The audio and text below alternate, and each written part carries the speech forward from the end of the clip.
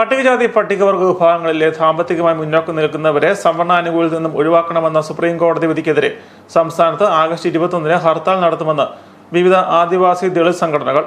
വിധിക്കെതിരെ ഭീം ആർമിയും വിവിധ ദളിത് ബഹുജൻ പ്രസ്ഥാനങ്ങളും പ്രഖ്യാപിച്ചിരിക്കുന്ന ഭാരത് ബന്ദിന്റെ ഭാഗമായാണ് സംസ്ഥാനത്ത് ഹർത്താൽ നടത്തുന്നത്.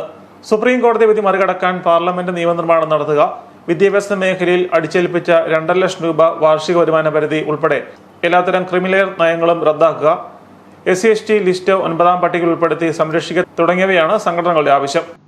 ഭരണഘടനയുടെ 341 എന്ന വകുപ്പനുസരിച്ചാണ് പട്ടികജാതി വിഭാഗങ്ങളുടെ ലിസ്റ്റ് തയ്യാറാക്കുന്നത്.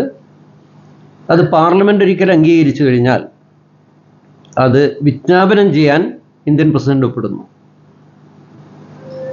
ഭരണഘടന 342-ാം വകുപ്പ് അനുസരിച്ച് പട്ടികവർഗക്കാരെയും ലിസ്റ്റ് ചെയ്യുന്നു.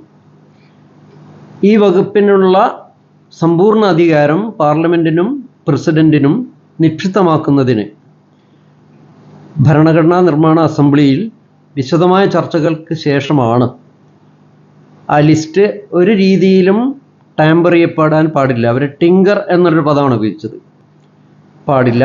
പ്രത്യേകിച്ചും ഇന്ത്യയുടെ ജാതി വ്യവസ്ഥയുടെ ഒരു പൊതു സാഹചര്യം കണക്കിലെടുത്ത് ജാതീയമായ താല്പര്യത്തോടുകൂടി രാഷ്ട്രീയ ഘടകങ്ങൾ, പൊളിറ്റിക്കൽ ഫാക്ടേഴ്സ് എന്നാണ് അദ്ദേഹം ഉപയോഗിച്ച പദം, അത് ദുരുപയോഗം ചെയ്യാൻ പാടില്ല എന്നതുകൊണ്ട് നിയമസഭകൾക്കോ മറ്റു വേദികൾക്കോ അധികാരം നൽകിയിട്ടില്ല.